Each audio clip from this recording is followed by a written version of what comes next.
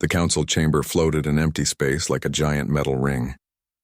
Inside, creatures from 15 different worlds sat in a circle. Some had wings. Some had too many legs. Some looked like walking rocks. They were here to talk about something important. An old bird-like alien stood in the center. His name was Velm.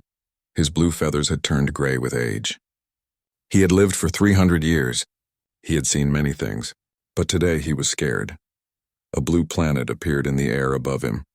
It was a hologram made of light. Earth, the humans called it. Velm spoke in a serious voice. "Friends, we found a new species. They just learned how to travel between stars. They call themselves humans." Some aliens shifted in their seats. New species were common. Why was this special? Velm touched his wrist. The hologram changed. Now it showed humans fighting. Old humans with swords. Humans in metal suits riding horses. Humans in holes in the ground shooting guns. Big metal planes dropping bombs on cities. Everything exploded in fire. The room went quiet. Velm continued. "These humans have been around for 200,000 years. For most of that time they have been fighting. Not fighting animals. Not fighting nature. Fighting each other. Their whole history is war." An insect-like alien named Kretch clicked his mouthparts. It sounded like laughing. "Old Velm, you worry too much. All species fight when they are young." Velm shook his head. "Not like this." The hologram changed again. Mushroom clouds rose into the sky. 75 years ago they learned to split atoms.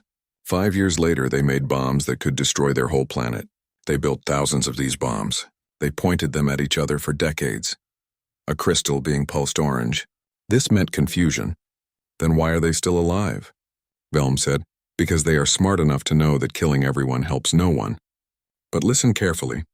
They came very close to killing themselves.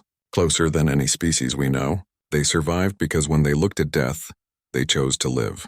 But it was very, very close. A huge reptile stood up. His name was Thorum. He was the leader of the Dravic Empire. His people had conquered 17 worlds. They had 3,000 warships. He was big and strong and confident. "Old bird," Thorum said, "I see weak creatures with only 3 colony ships. My empire has 3,000 ships. Why should we be afraid?" Velm turned to look at the big reptile. "Because they spent 10,000 years learning one thing better than anything else. War. Complete war. War without rules. War where the only thing that matters is staying alive." He showed another image. Human soldiers walking through broken buildings. Their faces were hard. Their eyes were cold. They fought everywhere on their planet. In frozen lands. In burning deserts. In thick forests. Under the water. In the sky. They made weapons for every place. Weapons that cut. Weapons that burn. Weapons that poison. Weapons that attack the mind. Velm kept talking. "They fight in ways we think are wrong. They hide and surprise their enemies. They pretend to run away, then attack. They will let small groups die to kill bigger groups. They have a saying, 'All is fair in love and war.' They really mean it." The aliens started talking to each other. Some thought this was interesting. Others thought Velm was being silly. Velm raised his wing for silence. "I say we should protect them. Give them technology. Make trade deals. Most important, show them respect. Help them grow in peace." "Why?" Thorum asked loudly. "So they can become strong enough to fight us?"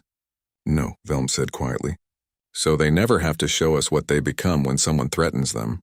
Because if we don't help them, if anyone here decides to test them, to attack them, to treat them like primitives..." He stopped and looked right at Thorum. "They will burn your empire to ashes." Thorum laughed. His scales made a rattling sound.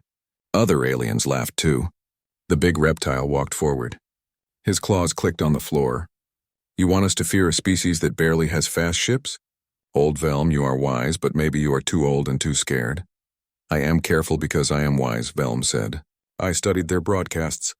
I studied their history. I studied what they are. Humans do not fight for glory. They do not fight for honor. They fight to win. They fight to stay alive, and they are very good at it." The council voted. Most did not agree with Velm. Humans would not get protection. Any council member could talk to humans or fight humans, whatever they wanted. When the meeting ended, Velm stayed in the chamber. He stared at the hologram of Earth. Someone walked up behind him. "Do you really think they are dangerous?" Kretch asked. "I know they are," Velm said. "I have lived long enough to see patterns. Humans are like springs. The more you press them, the more energy they store. And when they release them, he stopped. His feathers moved with emotion. I hope I am wrong. What if you are right? Velm looked at Kretch. Then we will see the most dangerous species the galaxy has ever known. Not because they want to be dangerous. Because we will give them no choice. Far away on the human ship Determination, Commander Hyunwoo stood on the bridge. He was tall with short dark hair. His eyes showed he had been in war before. Next to him stood Da-eun. She was a scientist. She looked worried as she read the message from the council. They said no to protection, she said quietly. We are alone. Hyunwoo nodded slowly. His jaw was tight. He looked at a screen showing nearby star systems. Several showed Dravik warships. They were moving closer to human space. Commander, what do we do? Asked a young officer. Hyunwoo looked at the screen for a long time. He thought about Earth. He thought about the 3 small human colonies. He thought about children playing in dome cities who had never known war. He thought about his daughter. She was 8 years old. She lived on Mars. We prepare, he said. Send a message to Earth Command. Tell them the Council said no to protection. Tell them we might have enemies soon. What should Earth do, sir? Hyunwoo's face became hard. For a moment, Da-eun could see the soldier he used to be. Tell them to wake up the generals. Tell them to get the war plans ready. Tell them we tried peace, but now we need to be ready for war. He looked at the Dravik ships on the screen. They moved like hunters circling prey. And tell them this. If war comes, we fight like humans always fight. We fight to win. We fight without mercy. We fight until they give up or we are all dead. Da-eun felt cold. She had worked with Hyunwoo for 2 years. She had never heard him sound like this. It was not anger. It was not fear. It was something colder, something that came from humanity's long, bloody past. It was the voice of a species that almost died and survived anyway. It was the voice of humans getting ready for war. In the empty council chamber, Velm's words seemed to hang in the air. They will burn your empire to ashes. Time would tell if anyone listened. 6 months passed. The peace in human space was about to end. The colony called New Jeju orbited a planet that looked like Earth. It was green and blue and beautiful. 15,000 humans lived there. They farmed and built homes and dreamed of a peaceful future. Captain Ji-won stood on the bridge of her ship, the Indomitable. She watched her screens with worry. She had fought in Earth's resource wars when countries killed each other for water and metals. Her hair was pulled back tight. A long scar ran down her left cheek from a battle that almost killed her. Captain, ship's coming, said the sensor operator. 50 ships. They are Dravik. Ji-won felt her stomach get tight. The Indomitable was one of 7 human ships defending New Jeju. 7 against 50 was very bad. All ships, battle stations, she said calmly. Get the colony transport ships ready. People might need to leave fast. On the main screen, the Dravik fleet appeared. Their ships were huge. They were covered in dark armor and had many weapons. The biggest ship was twice as large as any human ship. A message came through. The screen showed Thorum, the Dravik warlord. His reptile face filled the screen. His teeth showed in what might be a smile. Human ship, I am Warlord Thorum of the Dravik Empire. You are in our space now. You will give up right now. All humans will become our servants. You have 1 hour. If you fight us, we will destroy every ship and every colony. The message ended. In a room behind the bridge, young Officer Tae-yang worked fast at his computer. He was only 25 years old. He was very smart about battles. His screens showed many different ways the fight could go. All of them were bad, Captain, he said. His voice was stressed. I ran every plan I can think of. We lose every time. Best case, we last 6 hours before they destroy us. Ji-won walked into the room and looked at the plans. Tae-yang was right. A normal fight would be suicide. The Dravik had better ships, more ships, and bigger weapons. Everything said humans should give up. Everything except human history. Then we do not fight normal, Ji-won said quietly.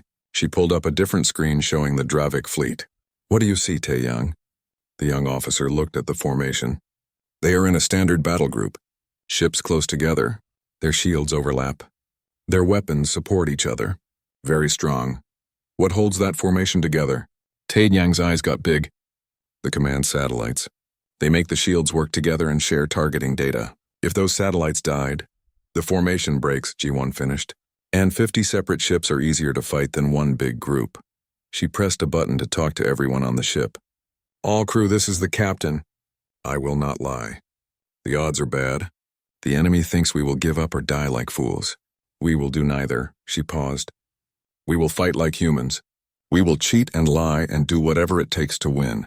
Some of us might die, but those Dravik ships think we are easy targets. We will teach them that humans are never easy targets." In the fighter bay, Lieutenant Bora climbed into her small fighter. She was a pilot trained to fly in Earth's atmosphere. Her hands shook a little as she checked her systems. Around her, 20 other pilots got ready. "All pilots, listen," came Jiwon's voice on the radio. "You are not attacking the big ships. You are attacking their command satellites. Small targets, fast approach. Some of you will not come back. I am sorry, but if you win, you give us all a chance." Bora took a deep breath and pressed her radio button. "Understood, Captain. We will not fail you." The hour passed. Thoram's ship sent another message. "Your time is up, humans. Give up or die." Jiwon's answer was simple. "Come and get us." The Dravik fleet started moving forward to attack.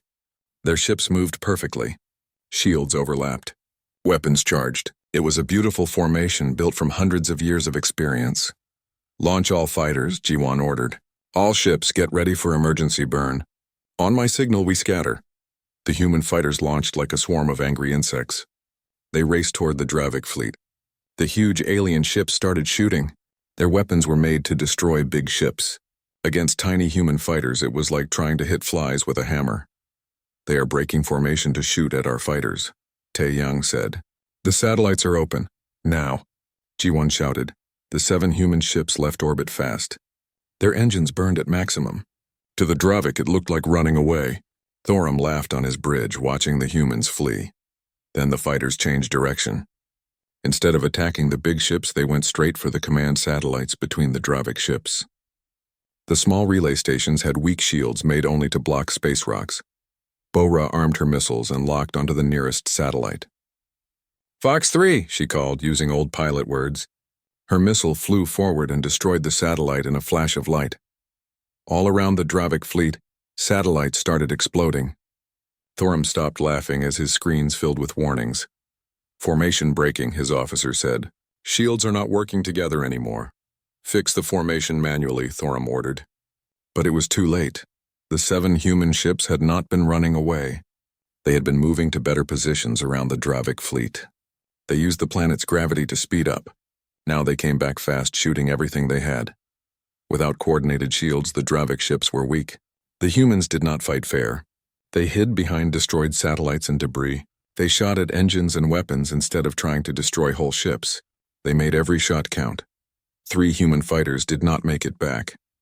Their pilots stayed with their dying craft and crashed them into Dravik shield machines and weapon systems. It was a tactic from old Earth wars. The Japanese called it kamikaze. The Dravik had never seen anything like it. "What are they doing?" Thoram roared. "Why are they destroying themselves?" His officer's voice shook. "They are using their fighters as weapons, warlord.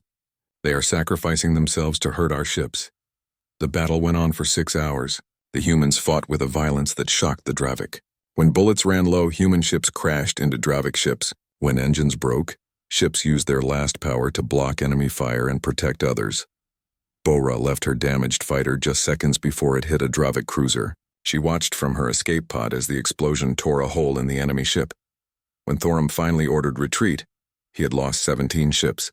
The humans lost 4, including the Indomitable. Jiwon had put her ship between the colony transports and the enemy.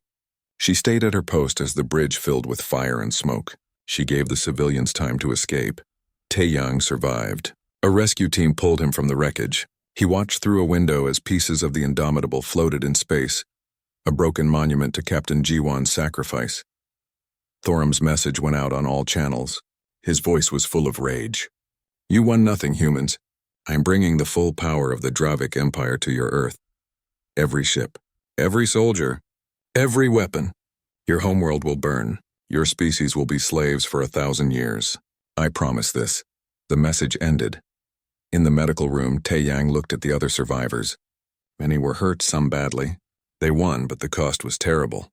3 fighter pilots dead. Captain Jiwon dead. 67 crew members lost. "What do we do now?" asked a young crew member with her arm in a sling. Tae-young thought about Jiwon's last order before the battle. Fight like humans. Do whatever it takes to win.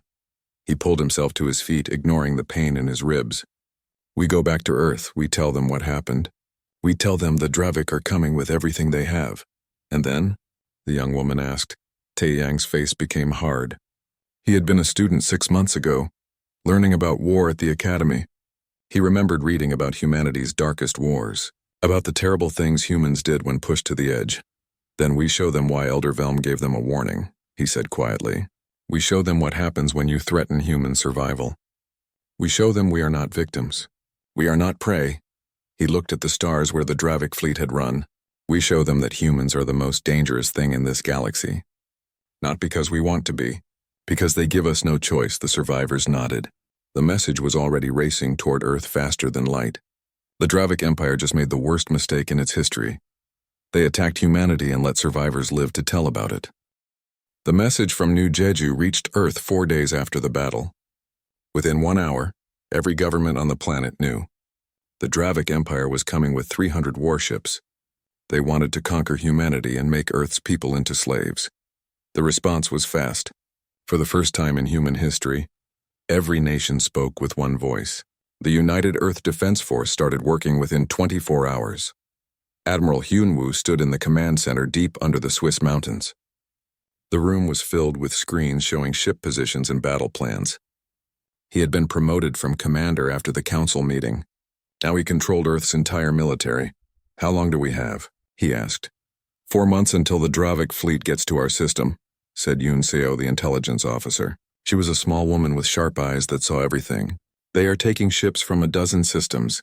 This fleet is almost everything they have. Hyunwoo nodded slowly. Good. If we fight, better to face everything at once. Sir, we only have 94 fighting ships, said another officer. Even with 4 months to prepare, we cannot match 300 Dravik ships. Then we do not try to match them, Hyunwoo said. He showed a map of the solar system. We make our home into a fortress. We make them pay for every bit of space they take. And we show them that attacking Earth means their empire dies. All across the planet, humanity prepared for war. The change was amazing. Factories that made cars started making military equipment. Scientists who studied peaceful things started making weapons. Every person on Earth and the colonies knew what was happening. Dr. Dayun worked 20 hours a day in a laboratory in South Korea. She had asked to transfer from the diplomatic mission to lead weapons research. Her team was studying every piece of Dravik technology they recovered from the New Jeju battle. Their shields use rotating frequencies, she explained to her team. They changed the patterns to stop different energy weapons. Very smart. So how do we beat them? Asked a younger scientist. Dayun smiled. It was not a nice smile. We do not use energy weapons. We use physical weapons, rocks, metal, explosives, things that do not care about shield frequencies. She showed a design. Asteroid miners use powerful lasers to break rocks. We will turn those lasers into weapons. We will also put thousands of tons of metal debris all through the system. Make the Dravik fly through a shooting gallery. Her team worked hard, turning peaceful tools into weapons of war. It was strange, Dawn thought. Humanity reached for the stars, hoping to leave war behind.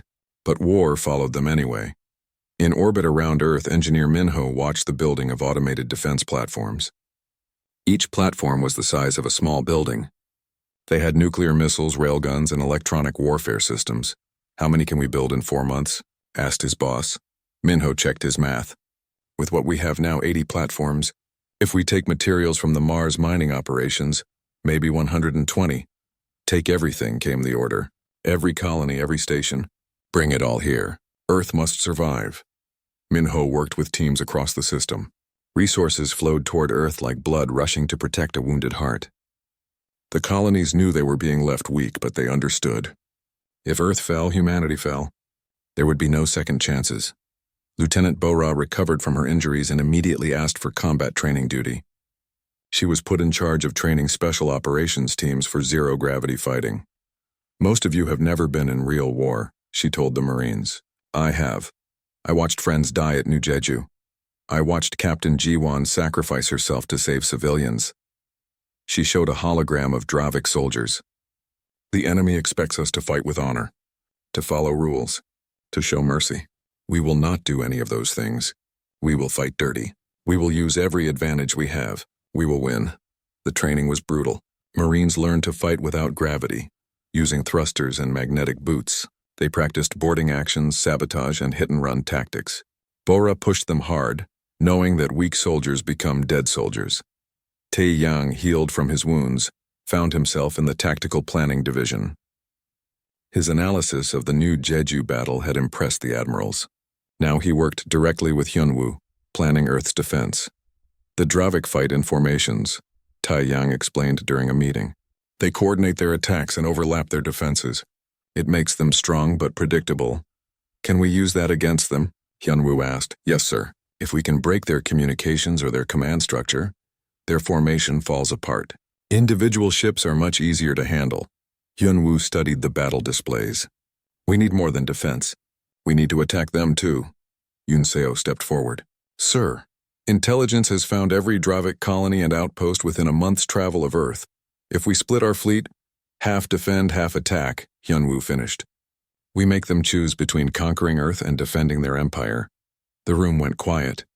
It was a dangerous plan. If the attacking fleet failed, Earth would be even weaker.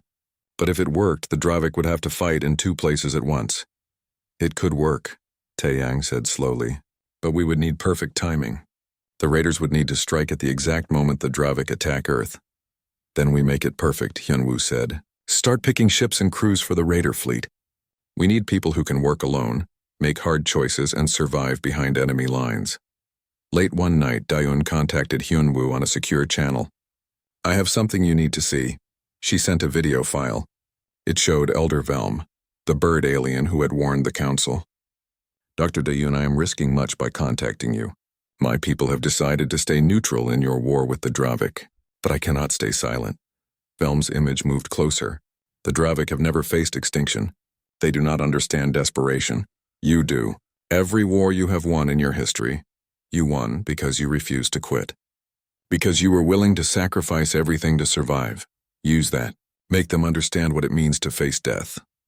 The video ended. Hyunwoo sat quietly for a long moment. Then he called an emergency meeting of all senior commanders. I have been thinking about this war wrong, he told them. We have been planning to defend Earth and maybe hurt the Dravik. That is not enough.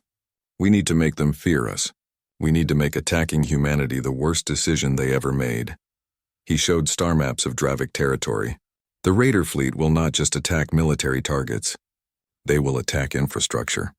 Shipyards, supply depots, communication relays. We will cut the heart out of their empire while their fleet is trapped fighting us here. Sir, that is total war, one commander said quietly. Yes, Hyunwoo said. It is. The Dravik threatened us with slavery and death. We will show them what humans do when threatened with death. We burn their empire to the ground. There was uncomfortable silence. These were not evil people. They had not wanted war. But war came anyway, and now they had to win or see their species enslaved. We avoid killing civilians when possible, Hyunwoo continued. We are not monsters. But we make them understand that their empire dies if they do not leave us alone. Every colony they have, we threaten. Every ship they build, we destroy. Every world they control, we make unsafe, Bora spoke up. Sir, we will need volunteers for the raider fleet. It is a one-way mission for many of them. I know, Hyunwoo said quietly. Ask for volunteers. I think you will be surprised, she was. Within 1 week, over 5,000 people volunteered for the raider fleet.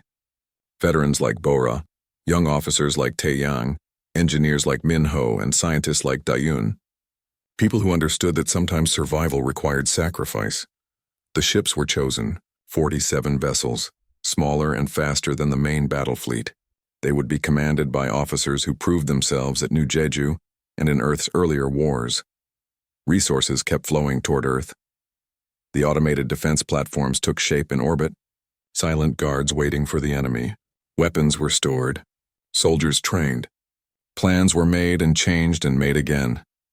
Hyunwoo stood on the observation deck of the orbital command station, looking at Earth far below. His daughter was down there somewhere in a shelter deep underground.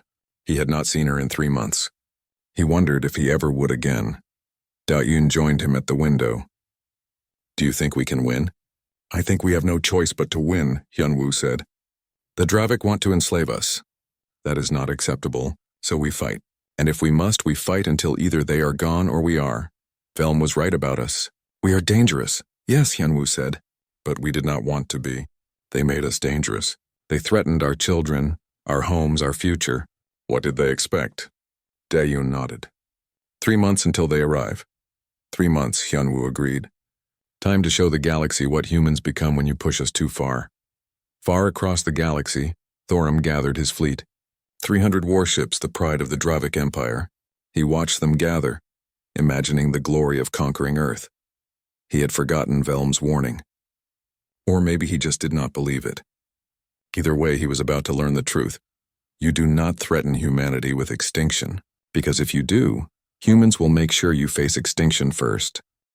The Dravik fleet arrived at the edge of Earth's solar system like a swarm of metal insects. 300 warships, each one covered in weapons. Their dark hulls reflected the distant light of the sun. On the flagship, Warlord Thorum watched his screens with satisfaction. Only 94 human ships detected, his officer reported. They are grouped around their homeworld. Thorum's scales rattled with pleasure. Send our message. Tell them their resistance is useless. Tell them to surrender or be destroyed. The message went out. Admiral Hyunwoo received it on the Earth Defense Station. He stood in the command center surrounded by screens showing every ship, every platform, every defense in the system. The message from Thorum appeared on the main screen. The reptile warlord's face was confident, almost bored. Humans of Earth, you see the power of the Dravik Empire. 300 warships against your weak 94. Surrender now. Serve us, and some of you may live. Resist, and we will turn your planet into a dead rock. The message ended. Hyunwoo was quiet for a moment. Then he sent his response. When his image appeared, his face was calm. Warlord Thorum, you should have listened to Elder Velm. He cut the transmission. Then he gave the order that would change the galaxy forever. All ships, all platforms, all defense systems. Attack the enemy. Show them what humans do when threatened. The battle for Earth began. The Dravik fleet moved forward in their standard formation. Shields overlapped. Weapons charged.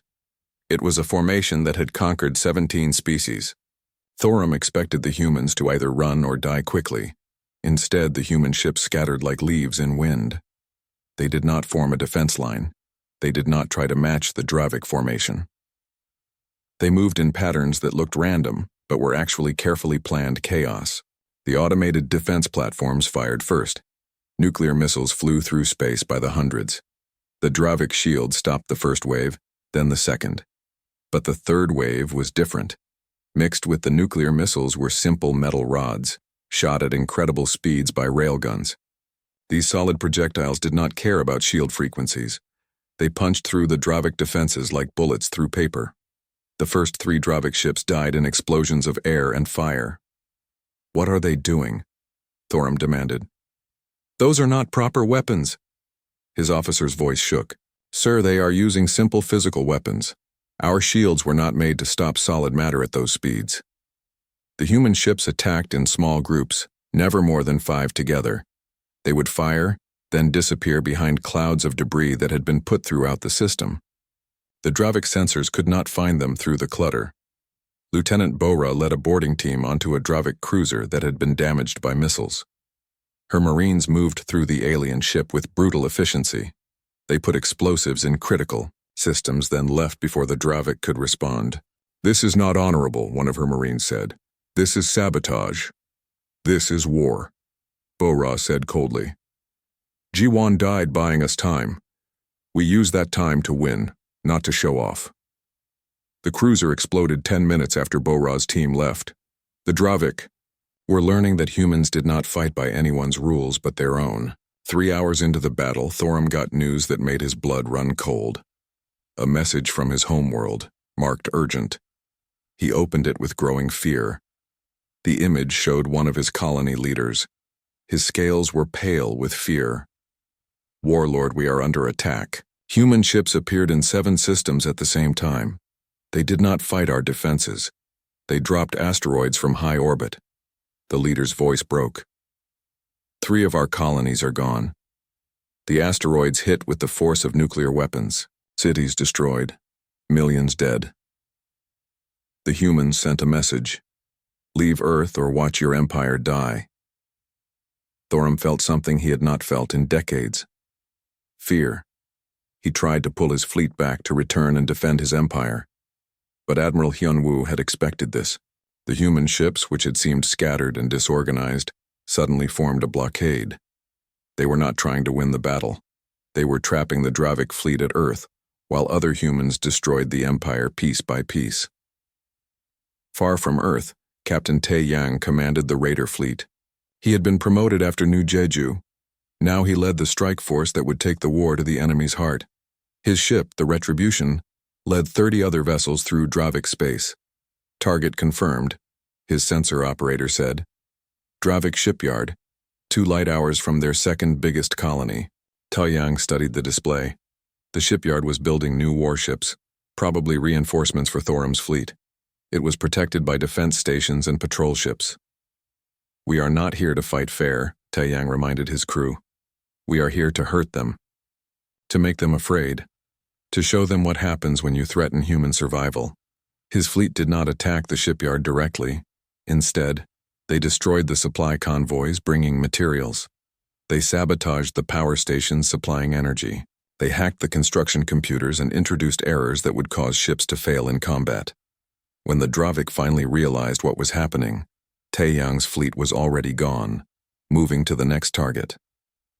Dr. Da-Yun coordinated the raids from a command ship called the Galileo. Her scientific mind had been turned toward destruction, analyzing Dravik weaknesses and finding ways to exploit them.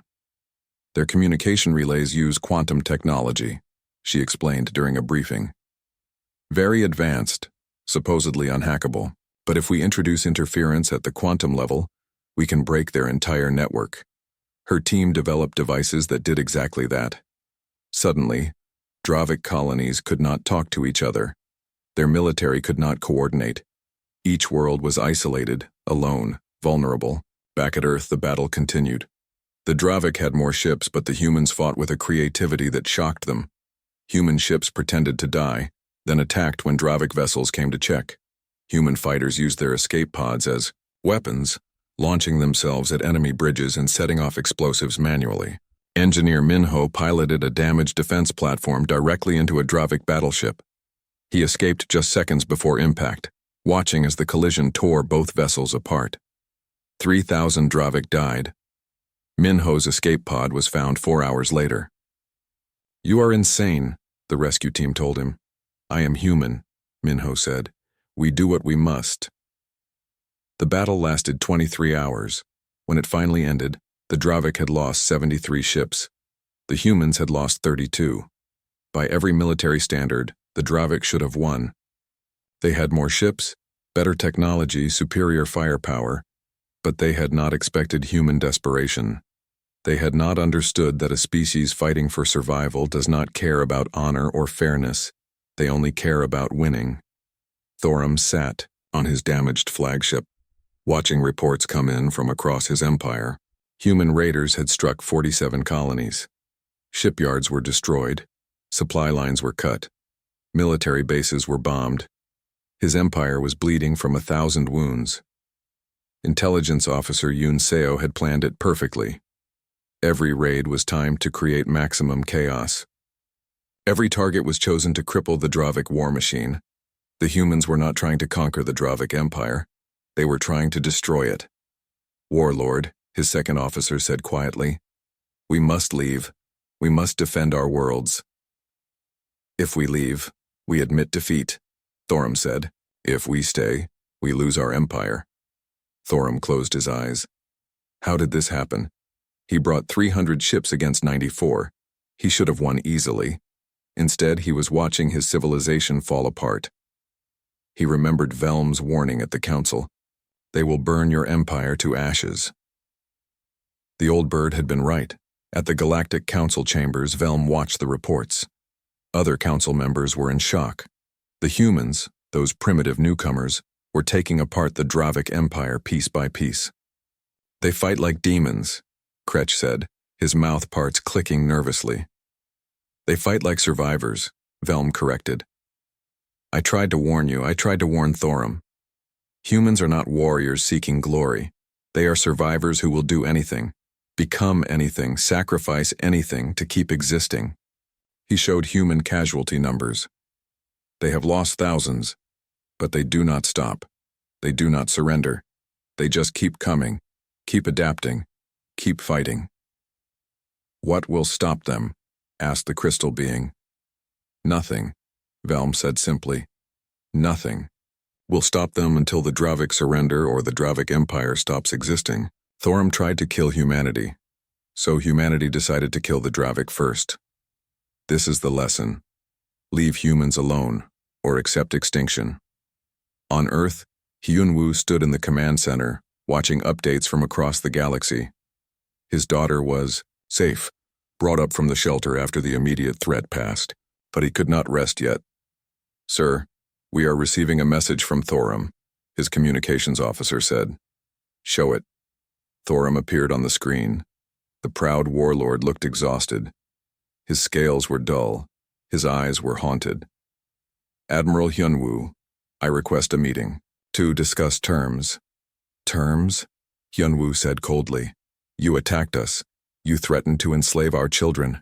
Now you want terms? I want this war to end, Thorum said, before both our peoples are destroyed. Hyunwoo was quiet for a long moment. He thought about Jiwon, who died defending New Jeju, about the pilots who crashed their fighters into enemy ships, about his daughter who spent weeks in a shelter, afraid the sky would fall. We will meet, he said finally, on a neutral station. But understand this, warlord. 2 weeks had passed since the Battle of Earth. The Dravik Empire was dying. 47 colonies had been abandoned or destroyed. Over 80% of their military was gone. Supply lines that took centuries to build were now broken ruins floating in space. Warlord Thorum stood alone in his private room on what remained of his flagship. His scales had lost their shine. His eyes, once bright with the confidence of a conqueror, were now dull with failure and loss. A message came from his homeworld. The Dravik Council, the civilian government he had ignored for so long, was demanding his presence. They wanted to discuss surrender terms. Surrender. The word tasted like poison. He had conquered 17 species, built an empire across dozens of star systems. And now, a species with less than 100 ships had brought him to his knees. The meeting was set at a neutral station called Haven's Rest. It was run by a peaceful species called the An, who had no military and survived through diplomacy and trade. The station floated in neutral space between human and Dravik territory. Admiral Hyunwoo arrived first, his ship with 2 escorts. He brought only a small team, Dr. Da-yoon to give scientific and diplomatic advice, Intelligence Officer Yoon Seo to check any claims the Dravik might make, and Jae-min, a civilian representative from Earth's government. Jae-min was an older man, a former ambassador who had spent his life trying to build peace. He looked uncomfortable in the military transport surrounded by weapons and soldiers. Admiral, he said quietly as they approached the station. What are our terms? Survival, Hyunwoo said simply. We make sure they can never threaten us again. Thorum arrived an hour later. His escort was much larger, but Hyunwoo noticed the ships were damaged, their repairs incomplete. The warlord's guards looked exhausted, their scales dull from stress and lack of food. The meeting room was simple. A round table with seats for both sides, windows showing the stars beyond. No weapons were allowed inside by station rules. Thorum entered first. He moved slowly like someone who had aged decades in mere weeks. When he saw Hyunwoo, something showed in his eyes. Not anger, something more complicated. Respect maybe mixed with fear. Admiral Hyunwoo, Thorum said, his voice rough. You asked me to meet. I am here. You asked for the meeting, warlord, Hyunwoo corrected. You wanted terms. Thorum sat heavily. My empire is broken. Your raiders have destroyed everything we spent centuries building. My people are starving. My colonies are defenseless. You have won. We have survived, Hyunwoo said. There is a difference. The Dravik warlord was quiet for a moment. Then he spoke, his voice barely louder than a whisper. I have conquered 17 species. Some fought bravely. Some gave up quickly. None fought like you. None made me fear for my species' survival. What are you? Dr. Da-yoon leaned forward. We are a species that almost destroyed itself. Many times. We have fought wars that killed millions. We have built weapons that could turn our entire planet into ash. We have looked at extinction for thousands of years." She paused, her eyes hard. "When you threatened us with extinction, Warlord, you triggered every survival instinct we have developed for 10,000 years. You did not attack a peaceful species. You attacked the most dangerous survivors in this galaxy." Thorum closed his eyes. "Elder Velm tried to warn me. I did not listen. I saw your simple ships and thought you were weak. I was wrong." "Yes," Hyunwoo said. "You were. Now we discuss what happens next." Jaemin pulled out a tablet. "The Earth government has allowed me to present terms. First, immediate end to all fighting. Second, the Dravik Empire will withdraw from all systems within 10 light years of human space. Third, you will accept human observers in your military bases. Fourth, you will reduce your fleet to defensive forces only." "You want us to give up our weapons," Thorum said flatly. "We want to make sure you can never threaten us again," Hyunwoo said. "If you accept these terms, we will help you rebuild. We will provide food, medicine, and technology to restore your damaged colonies. But you will never again have the ability to wage aggressive war." Thorum looked at his advisors. One of them, a younger Dravik with bright scales, spoke up. "Why would you help us?" "We attacked you. We killed your people. By all rights, you should kill us all," Dayun answered. "Because we remember what it is like to lose. Every human nation has experienced defeat at some point in our history. We learned something important from those defeats. Destroyed enemies become martyrs. They inspire revenge. But humbled enemies can become allies." She showed images of Earth's history. "We have fought each other for thousands of years. Nations that were bitter enemies became close friends. Japan attacked America in a terrible war. Today they are allies. France and Germany killed millions of each other's people. Now they work together peacefully. We do not want to rule you," Jaemin added. "We do not want eternal enemies. We want to make sure you never threaten us again. If that means helping you rebuild, then we help you rebuild." Thorum was silent for a long time. Finally he spoke. "You offer mercy when you could offer death. Why?" "Because we are not monsters," Hyunwoo said quietly. "We did terrible things during this war. We killed millions of your people. We destroyed worlds. We did those things because we had to, because you gave us no choice. But we take no pleasure in it. We do not want more death. We want peace." "Peace enforced by your terms," Thorum said. "Yes," Hyunwoo agreed, "because your idea of peace was our slavery. Our idea of peace is mutual survival with guarantees. Accept our terms or we continue the war. The choice is yours." Thorum looked at his advisors again. They nodded slowly. They had all seen the casualty reports, the destroyed colonies, the shattered infrastructure. They knew the Empire could not survive another month of human raids. "I accept your terms," Thorum said. "On behalf of the Dravik Empire, I surrender." The words hung in the air. A galactic empire that had stood for centuries had just surrendered to a species that barely left its home system. At the Galactic Council chambers, Elder Velm called an emergency meeting. Representatives from all 15 member species gathered to hear the news. When Velm announced that the Dravik had surrendered to the humans, the chamber filled with shocked voices. "This is unprecedented," Kretsch said, his mouth parts clicking rapidly. "A species that is not even part of the council has defeated one of our most powerful members." "Which is exactly why they should be part of the council," Velm said. He showed displays of human military abilities. In 3 months, with less than 100 ships, humanity reduced a galactic empire to ashes. Imagine what they could do with our technology. With centuries more development. With a fleet of thousands. "You propose we give them a council seat?"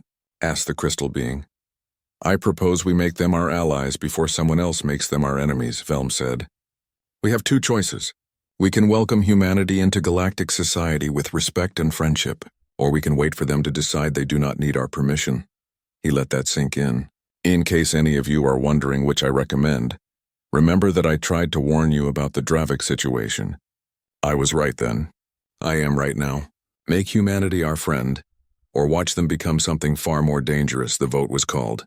This time, with the Dravik defeat fresh in everyone's minds, the decision was unanimous.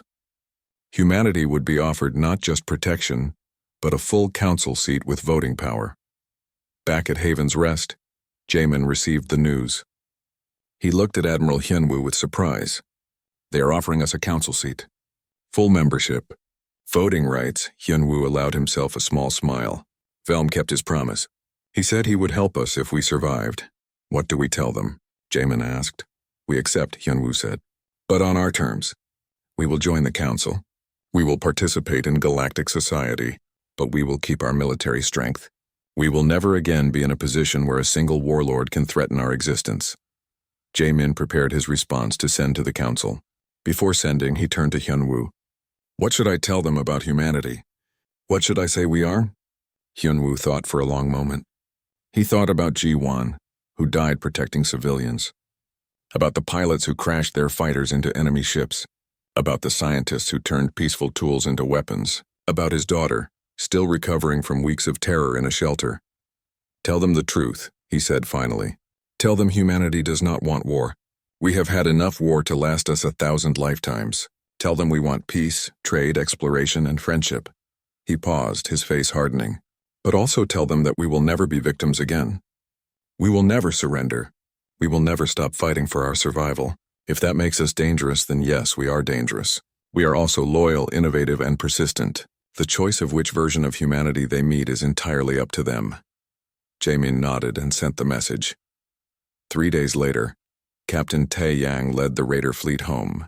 His ships had traveled thousands of light years, fought dozens of battles, and never lost a single vessel to enemy action. The crews were exhausted, but they had done something remarkable. As they approached Earth, Tae Yang stood on the bridge of the Retribution, watching his homeworld grow larger on the screen. Sensors, what is the status of home? Reading multiple new orbital platforms, sir. Construction continues. The defense grid is 3 times stronger than when we left.